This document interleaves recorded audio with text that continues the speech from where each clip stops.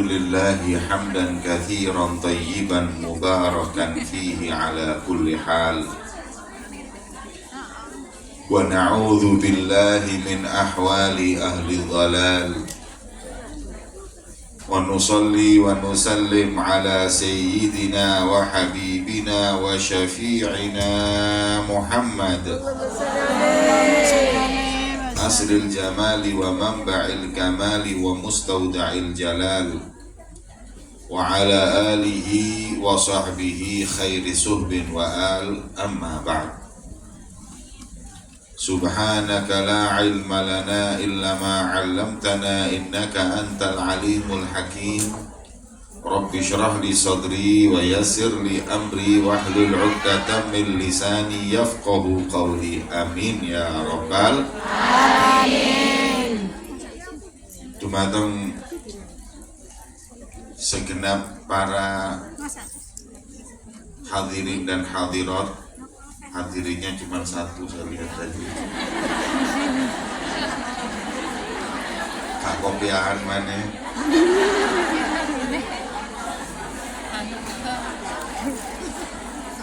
Wabil khusus kepada Bunda Nuri selaku pengasuh Majelis Taklim Ilham dan segenap mungkin majelis-majelis yang lain yang ikut hadir di acara yang diberkahi oleh Allah Subhanahu wa Ta'ala ini. Alhamdulillah, kita di pagi hari yang mulia ini bisa berkumpul di majelis yang insya Allah mampu menambah kecintaan kita kepada Allah, cinta kita kepada Rasulullah SAW, khususnya kita yang baru saja meninggalkan bulan Rabiul Awal, bulan kelahiran beliau junjungan Nabi besar Muhammad SAW. Maka kita berharap agar cinta kita kepada Nabi bertambah dan cinta Nabi kepada kita juga bertambah. Wonten ulama namanya Al-Imam Asy'arani, wiridnya beliau tiap sholat adalah Allahumma habibni ila nabi wa habibin nabi ilayya. Ya Allah, tambahlah kecintaan Nabi Muhammad kepada kami dan tambahlah kecintaan kami kepada Nabi Muhammad. Karena nggak ada orang yang paling beruntung kecuali orang yang cinta di dunia ini kepada Nabi Muhammad dan dicintai oleh Nabi Muhammad. Maka itu majelis yang kita hadiri bersama di hari yang mulia ini insya Allah adalah salah satu sebab kita tambah cinta kepada Nabi dan Nabi tambah cinta kepada kita. Amin ya Rabbal Alamin. Hadirin yang dimuliakan oleh Allah Subhanahu wa Ta'ala, kalau Nabi cinta kepada kita itu sudah pasti. Nabi cinta kepada kita itu sudah pasti. Tapi kalau kita cinta kepada Nabi ini yang belum pasti. Nabi itu cinta kita karena tiap kali yang disebut umatnya, ketika ditawari oleh Allah segala hal, Nabi Muhammad permintaannya la ardo ahadan min ummati finnar, saya nggak rela kalau seorang dari umatku ada yang masuk neraka. Itu Rasulullah. Oleh Allah di dalam Al-Quran disifatkan Nabi Muhammad laqad ja'akum rasulun min anfusikum, telah datang seorang di antara kalian manusia. Jadi Nabi itu manusia. Setinggi-tingginya kedudukan Nabi Muhammad tetap manusia. Gak ada di antara kita yang ngomong kalau Nabi itu anaknya Tuhan atau ponakan atau misanan, juga gak ada. Makanya oleh Allah disebutkan min anfusikum, supaya kita bisa nyontoh Nabi itu manusia sama-sama kita, supaya kita bisa nyontoh. Tapi kalau kita yakini Nabi Muhammad itu anaknya Tuhan, mana bisa kita manusia nyontoh anaknya Tuhan? Makanya Nabi Muhammad min anfusikum, manusia agar bisa menjadi suri tauladan untuk kita. Azizun alaihi ma anittum, sifatnya Nabi itu nggak rela kalau ada umatnya menderita. Ada riwayat Rasulullah itu pernah di pasar kelihatan seorang budak. Budak itu kalau sekarang mungkin seorang pembantu. Pembantu yang punya tuan. Kalau budak itu milik. Ini budak, ini milik sudah, miliknya tuannya. Diperintahkan ke pasar belanja, uangnya hilang dan juragannya jahat. Kesian, mau beli gak bisa, pulang takut, bingung. Kelihatan Rasulullah, orang itu bingung, didatengin, ada apa? Kok kau ketakutan? Kata orang tersebut, aku diperintahkan tuanku untuk belanja, mau beli uangnya hilang, mau pulang gak berani, bingung saya ini. Kata Rasulullah, berapa uangnya? 4 dinar, anggap 400.000 dikasih oleh Rasulullah. Belanja. Setelah belanja pulang juga gak berani, ditanya lagi, kenapa? Tuanku itu tukang suka marah. Kalau saya pulang gak bawa apa-apa, dia marah-marah. Maka kata Rasulullah, ya udah saya antarkan, saya mintakan maaf. Bayangin hadirin, seorang budak ini diantarkan oleh Rasulullah, ini waktu itu sudah presiden di Madinah. Diantar oleh Rasulullah, ketika sampai di rumah tuannya bingung loh, budaknya kok datang sama Nabi. Akhirnya dia masuk ke rumah, ditutup pintunya, nunggu Rasulullah salam. Diketok pintu, Assalamualaikum, nggak dijawab. Assalamualaikum, nggak dijawab. Yang ketiga, Assalamualaikum, dijawab. Dibuka pintunya, disambut Rasulullah Shallallahu Alaihi Wasallam. Kemudian ditanya, ya Rasulullah, kok tumben datang ke sini? Aku ngantarkan budakmu yang kesian dia ini, ketakutan.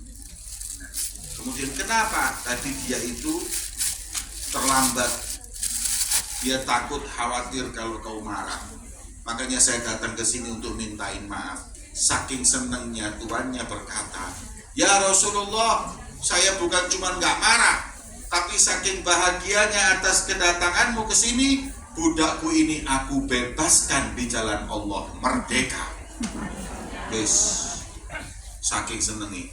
Akhirnya, alhamdulillah Rasulullah bahagia. Ya Rasulullah, hanya untuk budak inikah kau datang jauh-jauh dari Madinah? Beliau mengatakan, iya, karena saya nggak ingin ada seorang daripada umatku sengsara. Jadi Nabi Muhammad itu nggak bisa lihat umatnya sengsara. Azizun alaihi ma'anittum itu artinya Nabi yang nggak bisa lihat umatnya sengsara. Nah, katanya ulama, budak ini yang miliknya orang aja Nabi mikirin sampai sebegitunya, mau menyelamatkannya. Bagaimana dengan kita nanti di yaumil qiyamah? Makanya Hasan bin Thabit beliau berkata, wahasyaka ya Rasulullah tarda wa fina man yu'adzabu aw yusa'u. Gak mungkin kau rela ya Rasulullah kalau ada seorang dari umatmu nanti disiksa di api neraka atau mendapat perlakuan tidak baik yaumil qiyamah. Maka itulah Nabi SAW begitu cinta kepada kita umatnya. Allahumma sholli ala Muhammad. Cuman ketika Rasulullah selesai, Rasulullah tanya, kenapa salam tadi kok sekali dua kali gak dijawab? Jawabannya tuan rumah, maaf ya Rasulullah, kami jawab tapi pelan-pelan. Pas panjenengan Assalamualaikum, kita jawab Waalaikumsalam. Assalamualaikum. Pas ketiga baru Waalaikumsalam. Sebab kalau langsung kami jawab, maka kau cuman salam sekali untuk kami dan yang tinggal di rumah kami. Cuman satu doa ya Rasulullah, rugi kita. So doa Assalamualaikum kan semoga kalian selamat. Kalau Nabi cuman doakan sekali ya kurang. Kalau 3 kali baru istimewa. Makanya kita pelan-pelan jawabnya sampai yang ketiga, supaya dibanjiri doa selamat rumah kami olehmu ya Rasulullah. Senyum Kanjeng Nabi, Masya Allah. Makanya kalau ada kiai yang datang ke rumah sampean, jangan dijawab dulu salamnya. Tidak Ustaz, ada Habib ditunggu sampai 200-300 baru dijawab supaya doa kita, doa untuk kita begitu banyak di rumah kita. Allahumma sholli ala Muhammad. Itulah Rasulullah itu cinta kepada kita. Jadi makanya kalau kita ini sudah bisa memastikan kecintaan Nabi Muhammad kepada kita, azizun alaihi ma'anitum harisun alaikum bil mu'minin. Nabi Muhammad itu berupaya apapun dia lakukan agar umatnya selamat. Rasul Shallallahu Alaihi Wasallam sampai pergi beliau itu ke Taif, mau mengajak orang Taif masuk Islam, nggak taunya nggak disambut dengan tolak al-badru, malah disambut dengan batu-batuan. Rasulullah dilempari batu berkucuran darahnya. Kemudian ketika darah itu ada yang mau menetes di tanah, oleh Rasulullah diambil, diusapkan di badannya. Sahabat tanya, ya Rasulullah, kok ya sempet-sempetnya panjenengan itu ngurusi tetesan darah? Kata Rasulullah, aku mendengar tanah ini berkata, kalau satu tetes darahnya Muhammad sampai ke tanah, ke punggungku, aku akan telan semua orang-orang Taif. Maka Rasulullah itu walaupun dilempari batu, tapi tetap Rasulullah itu nggak pengen orang yang ngelempari batu itu mereka mati, binasa atau diazab. Coba kalau saya, justru saya ciprat-cipratkan gitu ya, biar ditelan semuanya itu ya. Dong orang mau enak-enak mau dakwah kok ya malah dilempari batu. Tapi Rasulullah bayangkan, nggak mau mereka itu sampai tersiksa, nggak mau mereka binasa. Itulah kecintaan Nabi kepada kita umatnya. Azizun alaihi ma'anitum harisun alaikum bil mu'minina raufur. Nabi Shallallahu Alaihi Wasallam adalah Nabi yang dengan orang mukmin rauf, rahim, lemah lembut dan sayang. Rasulullah, jangan lagi Nabi Muhammad itu sayangnya kepada manusia, bahkan hewan pun disayang oleh Rasulullah. Gak sedikit loh. Dalam riwayat itu di hadis disebutkan ada sahabat jalan ngambil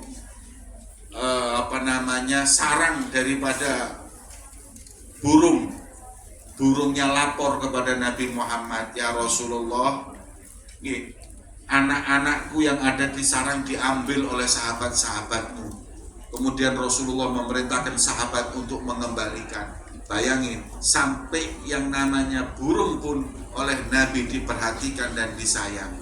Ada riwayat lagi, onta itu nangis ketemu Rasulullah. Orang-orang bingung, loh onta ini nangis kenapa? Didengarkan oleh Nabi. Kemudian Nabi berkata, siapa tuannya onta ini? Fulan ya Rasulullah, kau membebani tugas yang lebih daripada kemampuannya.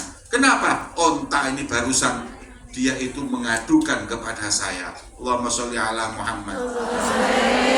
Sampai binatang pun curhatnya sama Nabi Muhammad Shallallahu Alaihi Wasallam. Saking sayangnya beliau kepada kita umatnya. Belum lagi kepada kita hadirin. Rasul Shallallahu Alaihi Wasallam begitu kasih sayang kepada kita umatnya.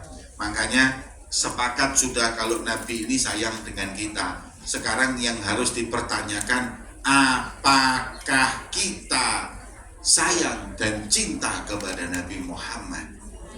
Kalau ngomong sayang, saya berikan kepada panjenengan perkataan Nabi Muhammad.